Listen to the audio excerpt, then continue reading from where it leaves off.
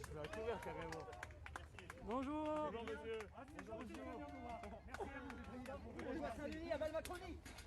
Oh. Oh.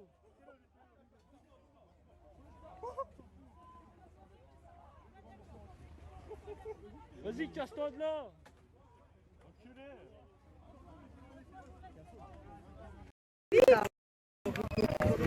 Allez, allez, venez là. Un petit coup.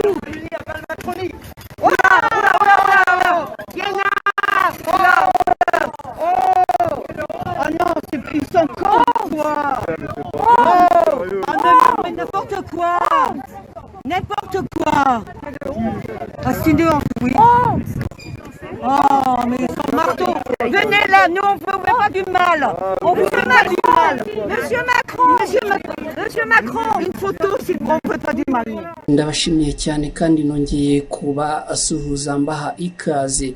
Kuri wa kabiri nibwo abafaransa banditse amateka yo gukubita perezida wabo mu ruhame. Ni ibintu bisuzuguritse, ariko kandi hari n'abavuga ko ari ikigaragaza imvugo y'urukundo ruciriritse abafaransa bafitiye umukuru wabo Emmanuel Macron. Ndabasuje cyane. Reka tugaruke ku ikubitwa ry'urushyi kwa Macron, ariko turebere hamwe n'ibyahise biba kuri uyu mugabo wamukubise ndetse n'icyo Macron ubwe yatangaje. Nitwa na Cretine Hirushwa, aha ni ku Ibendera TV, ikaze kuri mwese.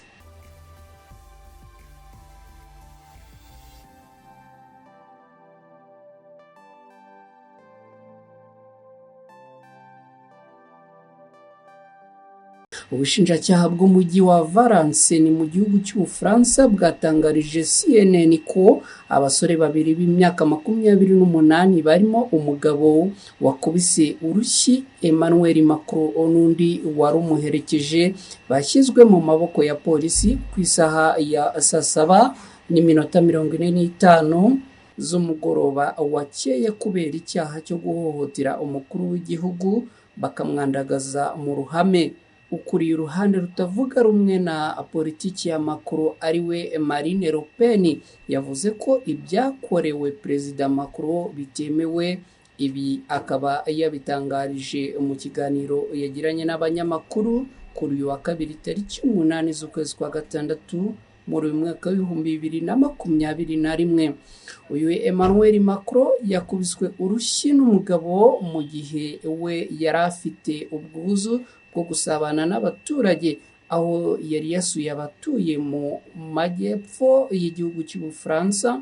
Ndetse urebye iyi video ukabona ko we yaje afitiye ubwuzu aba baturage, ariko bo bakamwakiriza umujinya w'umuranduranzuzi.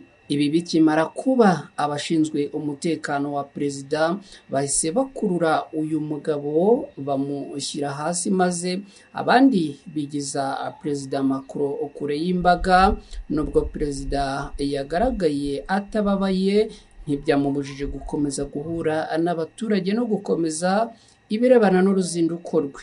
Nyuma yaho Macron akaba yavuze ko icyo gikorwa ari igikorwa kigayitse kandi kigomba kwamaganwa na buri wese. Nibinavuga muri aya magambo agira ati, ntidukwiye kurebera abantu uburugomo urukabije. Ntabwo hakwiye kubaho ihohoterwa, ntidushyigikiye urwango haba mu mvugo cyangwa mu bikorwa. Bitabaye ibyo ni demokarasi ubwayo yaba iri guhutazwa. Amashusho y'ibyabaye yerekanaga Perezida Macron yambaye ishati yera na karuvati y'umukara yegera abaturage bari bamutegereje mu gace ka Drôme, nk'uko nyine twabivuze haruguru ku birebana n'uruzinduko yagiriraga muri aka gace. Perezida Emmanuel Macron yagaragaye aramukanya mu kiganza n'umugabo wambaye t-shirt y'icyatsi kibisi yambaye agapfukamunwa, ari nabwo uyu mugabo yahise afata ikiganza cye aragikomeza maze amukubita urushyi kwitama. ibiro ntaramakuru by'abongereza Reuters bitangaza ko uyu mugabo yumvikanye avuza induru ngo aba la Macroni, bishatse kuvuga ngo iherezo ry'ubuyobozi bwa Macron. Uyu akaba yahise afata ukuboko kw'iburyo kwa Perezida Macron maze amukubita urushyi ku ruhande rw'ibumoso mu maso. Bivugwa kandi ko yavugije induru ngo Monjwe Saint-Denis. Iyi akaba ari nk'ijwi ry'induru yavuzwaga n'ingabo z'Abafaransa mu gihe cy'intambara cy'ubwigenge bw'iki gihugu cy'Ubufaransa. Nk'uko twabigarutseho kandi abagabo babiri barimo n'uyu bahise batabwa muri yombi bakekwaho icyo gitero. Abajijwe niba yumva ntacyo ibi bigiye guhungabanya no kwangiza ku mwuka wa politike ye, Perezida Macron yavuze ko nta ngaruka habe na gatoya. Ni ibintu yavuze muri aya magambo agira ati oya, Abafaransa ni abaturage baharanira ubwigenge, baharanira ibiteza igihugu cyabo imbere kuruta abagisenya, kandi umubare munini wabo ni Abafaransa bashishikajwe n'ibibazo by'ibanze ku gihugu cyabo kuruta ibyo bindi bigamije kugisenya. Yakomeje agira ati reka ntitukareke ibintu nk'ibi by'abantu bahohotera abandi mu myigaragambyo imwe n'imwe ngo bidutware umwanya, ntibikwiye habe na gato. Macron yavuze kandi ko bitazamubuza guhura n'abaturage basanzwe mu ruzinduko rwe, kandi yongeyeho ko ntabwo banabusa afite.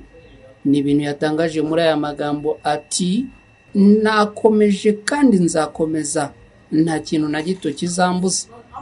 Naho ku rundi ruhande Minisitiri w'Intebe w'Ubufaransa Jean Castex yavuze ko ibyabaye ari ugusuzugura demokarasi. Ati politike ntishobora na rimwe kuba ihohoterwa, gutukana mu magambo ndetse no gukomeretsa umubiri. Ndasaba ko dukanguka twese, turahangayitse. Urufatiro rwa demokarasi yacu ruri mu kaga. Mu cyumweru gishize Emmanuel Macron yatangiye urugendo rwa politike y'ibyumweru 6 mu Bufaransa. Ni gahunda yo gufata abantu mu mugongo kuko bavuye mu kibazo cya COVID-19. Ni mu rwego kandi rwo gutegura amatora ya perezida ateganyijwe kuba umwaka utaha. Bikaba biteganyijwe ko umuyobozi w'Ubufaransa azasura uturere tubiri, igikorwa biteganyijwe ko kizageza hagati mu kwezi kwa Nyakanga muri uyu mwaka. Perezida Macron akaba yasuye aka gace ka Drôme, aho yari mu ruzinduko rwo guhura na ba nyiri resitora abaho ndetse n'abanyeshuri kugira ngo baganire ku buryo ubuzima bwabo bwagenda bugaruka nyuma yo kuzahazwa n'icyorezo cya COVID-19. Alexis Pelle, umushinjacyaha mu gace ka Valence kari hafi aho ngaho y'aho Macron yagiriraga uru ruzinduko, yabwiye Dauphine Libéré ko abagabo babiri bahise batabwa muri yombi. Aba bagabo bakaba bafite imyaka 28, bakaba bahise batabwa muri yombi, gusa imyirondoro yabo ikaba itashyizwe ahagaragara. Umwe arashinjwa kuba yakubise Perezida wa Repubulika, undi akaba ashinjwa kumuherekeza. Pere kandi akomeza avuga ko uyu muntu ushinjwa urugomo rwo gukubita umukuru w'igihugu ashobora guhanishwa gutanga amayero 750, ni ukuvuga amafaranga arengaho gato ibihumbi 900 y'u Rwanda mu gihe yaramuka hamwe n'iki cyaha. Élysée ni ibiro by'umukuru w'igihugu cy'Ubufaransa, bikaba byemeje ko amashusho y'ibyabaye ari ay'ukuri, ariko byanga kugira ikindi bitangaza kuri iki gikorwa. Abatavuga rumwe n'ubutegetsi bwa Macron bakaba bamaganiye kure igikorwa nk'iki cyo kumukubitira mu ruhame, ariko kandi bakavuga yuko badashobora gushyigikira na rimwe ibikorwa nk'ibi ngibi by'ihohoterwa rikorerwa umukuru w'igihugu. Naho ku rundi ruhande wahoze ari perezida wa abasosiyaliste muri kiriya gihugu cy'Ubufaransa, François Hollande, akaba yanditse ku rukuta rwe rwa Twitter agira ati gukubita perezida wa Repubulika ni ikintu kitemewe kandi kitihanganirwa. igihugu cyose kigomba kugaragaza ubufatanye hagati yacyo n'umukuru w'igihugu. Reka rero nanjye mbashimire cyane mwe mukomeje kudukurikira. Nanavuga yuko igikorwa nk'iki cyagaragaye mu gihugu cy'Ubufaransa ari igikorwa cyo kugawa, ni igikorwa kitari cyo gushyigikirwa mu by'ukuri. Sinashidikanya yuko habayeho kwisuzuguza kuri uyu mugabo wakoze iki gikorwa, ndetse kandi binasuzuguje igihugu cye muri rusange. Ndabibutsa mwese ababana natwe ku Ibendera TV kuduha ibitekerezo byanyu. Ndabibutsa kandi no gukora like na subscribe kuri channel yacu kugira ngo dukomeze kubana mu nkuru tubategurira tukanazibagezaho. Nitwa na Cretin Hirushwa, mugira amahoro.